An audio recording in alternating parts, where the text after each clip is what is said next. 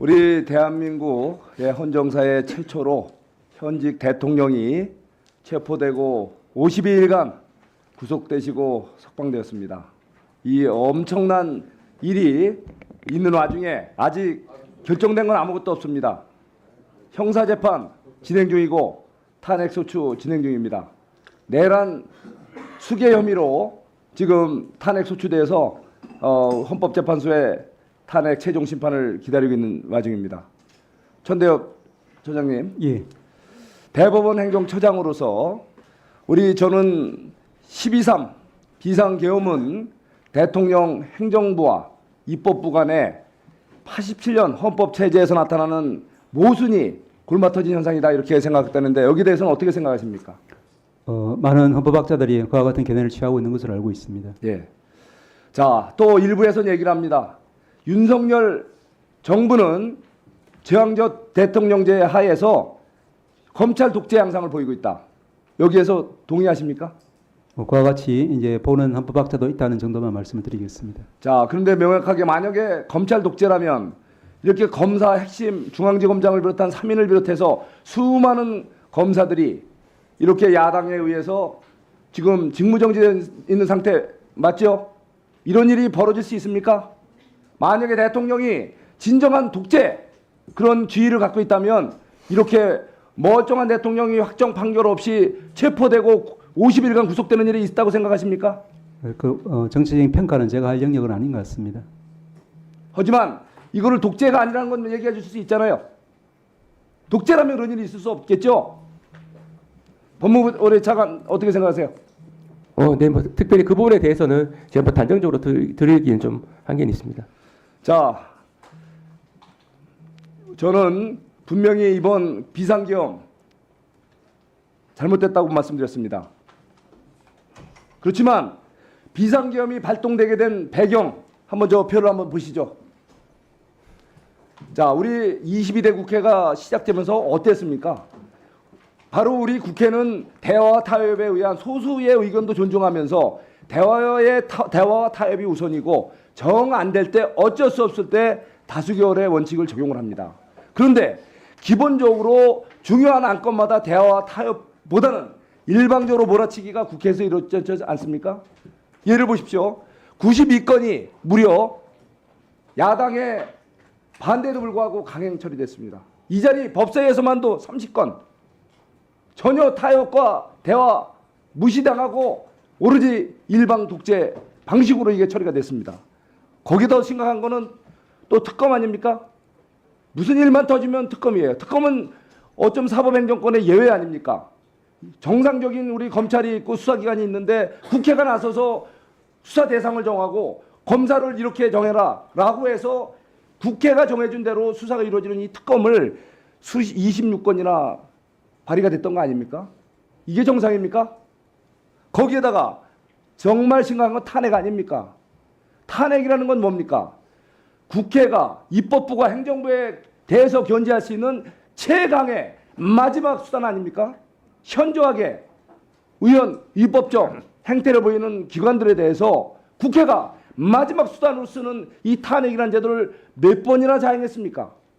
무려 비상계엄이 있기까지 22번, 심지어 우리 국회를 보좌하는 감사원, 바로 그 국가의 예산이 제대로 쓰였는지 회계감사하고 공직자들이 제대로 일을 하는지 감찰하는 직무감찰을 수행하는 감사원장을, 그것도 문재인 정권 때 임명한 감사원장을 납득할 수 없는 이유로 탄핵을 시켰단 말이에요. 이게 나라입니까? 거기다가 지금 이재명 대표 수사 중인 중앙지검장을 비롯한 핵심 3인을 갖다가 굴비역듯이 엮어서 탄핵시켰어요. 직무정지 중입니다. 지금 수사가 안 되고 있고 공직자들의 직무감찰, 회계감사가 제대로 안 되고 있잖아요. 처장님, 이게 정상입니까? 예, 저희 사법부가 불안전하지만 최선을 다해서 노력하는 것처럼 이제 국회도 조화롭게 잘 운영되기만 바랄 뿐입니다. 거기다 더 심각한 거는 비상계엄 이후에 대통령이 탄핵소추가 되셔서 국무총리께서 지금 권한대행으로 지금 비상국가 관리하고 있는 와중에 한덕수 총리마저 기분 나쁘다고 탄핵시켰지 않습니까? 그래서 바로 비상 대통령 대행을 갖다가 대통령 수준이 아닌 일반 탄핵 수준으로 제적 과반수의 찬성으로 탄핵해서 지금 한덕수 총리 대통령 권한대행이 또 직무정지돼 있지 않습니까? 이게 정상입니까? 이거는 있을 수 없는 만행 아닙니까? 대한민국을 부정하는 거고 대한민국에 어떤 불행한 사태가 터져도 어떻게 막겠다는 겁니까? 공군기가 우리 민간 마을에 오폭을 했습니다. 바로 공직자들에 대한 직무감찰 제대로 안 됐다는 얘기 아닙니까? 무한공항 참사, 끔찍한 참사 발생했습니다. 바로 대통령, 바로 이런 고리 중에 이랬던 일 아닙니까? 정말 이거 있어서는 안 됩니다. 거기다 어땠습니까? 바로 대통령 이 공수처에서 수사 과정, 이번에 중앙지법의 판결이 있었지 않습니까? 바로 수사권이 없는 공수처가 무리한 수사, 거기에다가 또 경호처에 제대로 된 동의 없이 3,000명이라는 강력 경찰들을, 무장 경찰들을 동원해서 마치 최악의 흉악범을 체포하듯이 마치 자범처럼 도주도를 그려가면서 대통령을, 현직 대통령을 조롱하고 모욕하면서 이 수사 행각을 벌였습니다. 이래서 되겠습니까? 이거야말로 내란 아닙니까? 지금 내란죄로 대통령을 내란 수개로 몰지만 바로 이거 법사위에서 이 공수처를 수사 압박을 하고 체포하라고 하고 구체적인 지시까지 있지 않습니까? 이것이야말로 내란이 아니고 뭐겠습니까? 바로 이거 법사위에서 야당 의원들에서 내란 조장을 한 거 아닙니까? 자, 공수처장, 저한테 이 물으시는 부분에 겁니까? 대해서 충분히 얘기할 시간을 드릴 테니까 말씀하시고 우리 대법원, 우리 행정처장 이거에 대해서 한번 말씀 좀 해주세요.